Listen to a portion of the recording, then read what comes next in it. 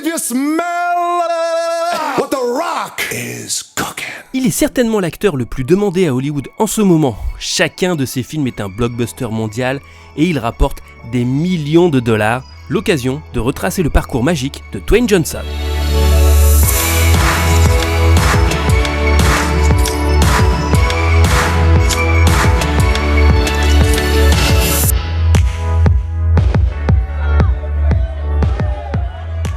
Le jeune Dwayne Johnson, né d'un père catcheur célèbre, Rocky Johnson, et d'une mère issue de la plus grande famille samoane dans l'univers du catch, Ata Maivia.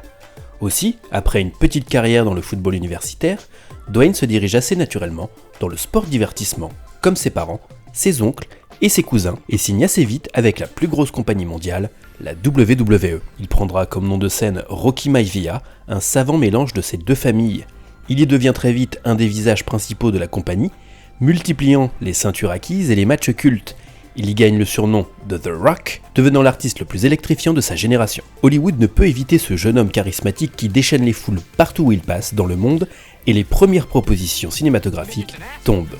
Il joue d'abord dans la série télévisée That 70's Show, en compagnie d'autres catcheurs pour interpréter son propre père, puis fait des apparitions dans Star Trek, dans certaines émissions de divertissement, comme le Saturday Night Live, où son aisance en impressionne plus d'un.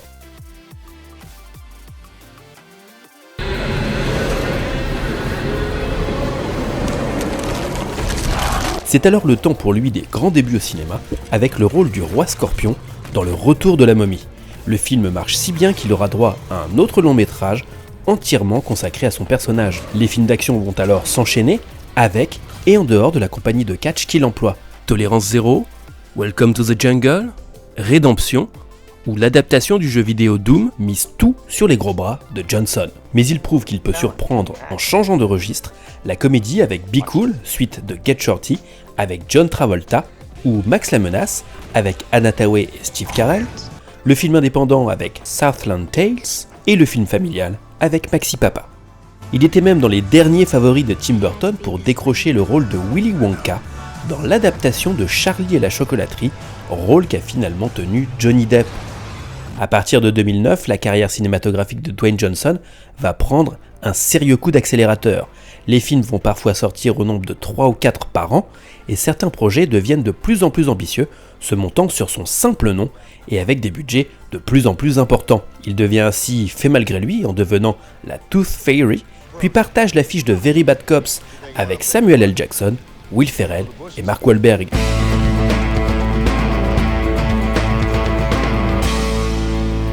Surtout, il intègre la famille de Fast and Furious en arrivant dans le 5e épisode avec le rôle de l'agent Luke Hobbs qui démolit tout sur son passage. Il devient ainsi le parfait héritier des stars des films d'action qu'étaient Schwarzenegger, Stallone ou Bruce Willis en multipliant les films musclés qui rapportent gros, comme Voyage au centre de la Terre 2 où il succède à Brendan Fraser, ou comme J. Joe 2 Conspiration dans lequel justement il partage l'affiche avec la star de Piège de cristal et dans lequel il arrive à éclipser Channing Tatum. En jouant pour la deuxième fois le même personnage avec Fast and Furious 6, il s'assied un peu plus au sommet de la liste des acteurs importants et peut prendre quelques risques, comme avec des films d'action un peu moins réussis comme Snitch, mais surtout avec le délirant No Pain No Gain de Michael Bay, avec de nouveau Mark Wahlberg, mais également Anthony Mackie, une histoire remplie d'humour sur un braquage réalisé par des losers adeptes de musculation. Tous ces films connaissent une exploitation réussie aussi bien au cinéma que dans le marché secondaire, la vente de DVD, Blu-ray et les films à la demande, si bien que Dwayne Johnson est une cash machine incroyable et est nommé l'acteur le plus bankable par le site Forbes en 2013. Il est alors temps pour lui de monter sa boîte de production avec son ex-femme Dani Garcia, une société nommée Seven Bucks Productions en référence aux $7 qu'il avait dans la poche quand il est arrivé après ses études pour conquérir le business. By the time I was 23, I'd been evicted out of my apartment, arrested multiple times, failed at my dream of becoming a pro football player. Now we've all been down, but the people who inspire me are those who dig deep, get back up, and keep fighting. Et c'est une belle revanche car il devient enfin lui-même Dwayne Johnson, sans avoir besoin d'être référencé comme The Rock ou Dwayne The Rock Johnson, comme au début de sa carrière à Hollywood. Et surtout, toute l'industrie va bientôt lui manger dans la main. Preuve qu'il a les cartes en main, une énième version d'Hercule se monte sur ses larges épaules, puis Fast and Furious 7 repose de plus en plus sur lui, au grand regret de la star originelle Vin Diesel. Avec Seven Bucks Productions, Johnson commence alors à produire et devenir le héros de sa propre série télévisée pour HBO, Ballers, dans laquelle il interprète Spencer Trasmore, un ancien joueur de football américain reconverti en agent à Miami. En 2015, le film catastrophe San Andreas est un carton, la surprise de l'été. L'année suivante, sa première association comique avec Kevin Hart fait des étincelles dans Agent presque secret, encore une fois, un carton. Il prête ensuite sa voix à un personnage dans le film d'animation Vaiana des studios Disney, un rêve devenu réalité. Surtout, le film lui permet de mettre en avant sa culture samoane. Et cerise sur le gâteau, il interprète avec talent certaines chansons du film, car jusque-là, sa seule participation à une chanson était celle de Wyclef Jean, du groupe Les Fugees, qui avait composé It Doesn't Matter en se basant sur un des gimmicks de The Rock lorsqu'il était catcheur. 2017 est une année qui le voit encore passer un cran, il vient tout juste d'être élu Sexiest Man Alive, homme le plus sexy du monde, par le magazine People, après Brad Pitt ou Bradley Cooper par exemple. Il enfile de nouveau le costume de Luke Hobbs sur le plateau de Fast and Furious 8, et des tensions naissent avec sa co-star Vin Diesel, si bien que pour séparer les acteurs et continuer à nourrir la poule aux œufs d'or, un spin-off est officiellement annoncé centré sur son personnage et sur celui de Jason Statham, en lieu et place du 9e épisode de la série, qui est repoussé d'au moins un an. Il devient également Mitch Buchanan, le mythique sauveteur des plages de Malibu dans une version cinéma de Baywatch, qui revisite l'original comme l'a été 21 Jump Street, c'est-à-dire avec beaucoup de second degré, de blagues salaces et d'action. Malgré une affiche qu'il partage avec Zac Efron, le film est un demi-échec, un des rares dans la carrière de l'acteur, et est nommé aux Razzie Awards pendant des Oscars pour les pires films de l'année. Whoa, easy. You okay? Yeah.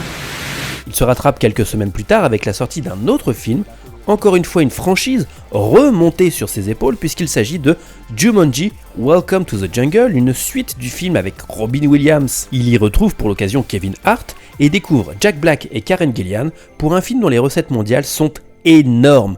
Surtout, il y fait preuve d'un second degré hilarant. Un second degré moins présent dans ses deux prochains films qui sentent bon les années 80 et les hommages appuyés aux films de l'époque. D'abord avec Rampage, un film catastrophe tiré d'un jeu vidéo, puis avec Skyscraper, dans lequel toute l'action se situe autour d'un building mis en danger par des terroristes. Clin d'œil très assumé à un des films favoris de Dwayne Johnson, Die Hard. Ses rôles le présentent comme le sauveur du monde et cela se répercute sur son image dans la réalité.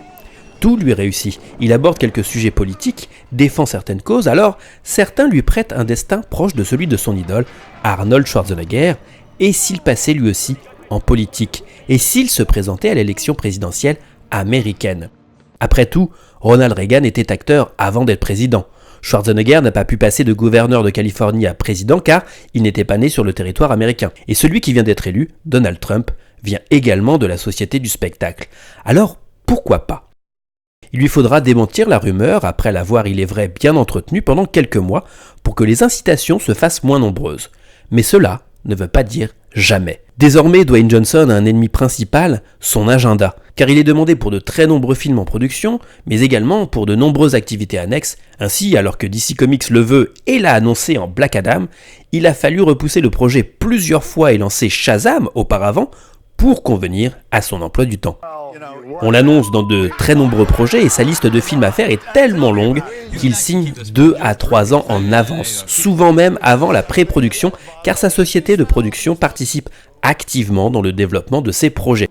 Il effectue un retour sur les rings de la WWE qui l'ont vu décoller, en étant l'attraction principale du plus grand show de l'année devant 80 000 personnes, WrestleMania, et en remportant de nouveau le titre de champion, avant de passer le relais à son successeur dans le modèle catcheur devenu acteur, John Cena. Il garde d'ailleurs un respect immense pour le monde du catch puisqu'il décide de monter un film sur la vie d'une jeune catcheuse anglaise, elle aussi devenue championne du monde, Paige, dans Wrestling with My Family, après avoir vu un documentaire sur elle et en coproduisant certains de ses projets cinématographiques avec la WWE.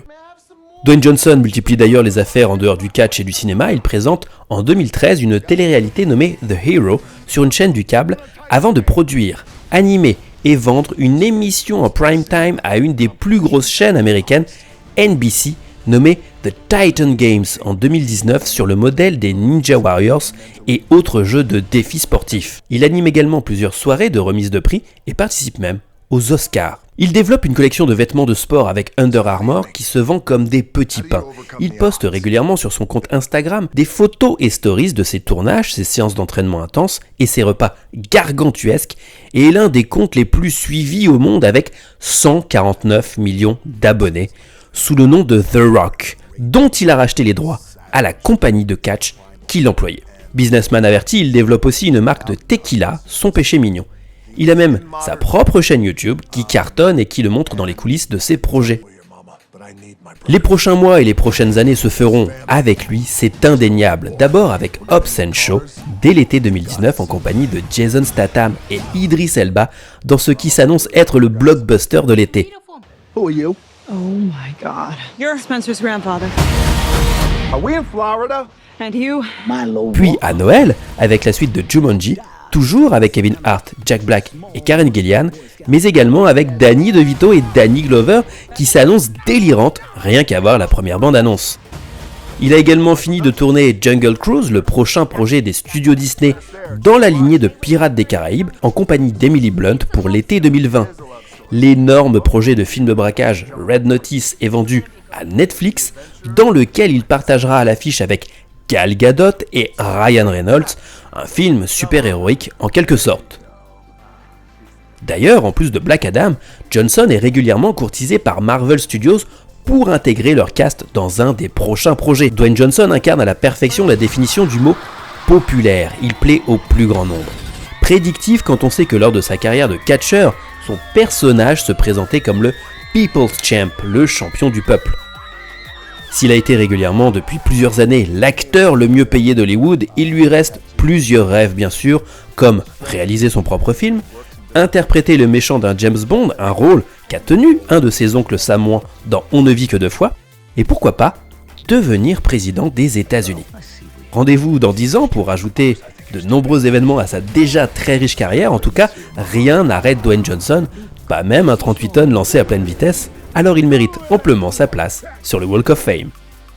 Quel est votre film préféré de Dwayne Johnson? Qui d'autre voudriez-vous voir dans le Walk of Fame? Commentez, partagez la vidéo et abonnez-vous à notre chaîne en déclenchant la petite cloche pour être informé de nos prochaines vidéos Pop Culture. Welcome to my island, mother!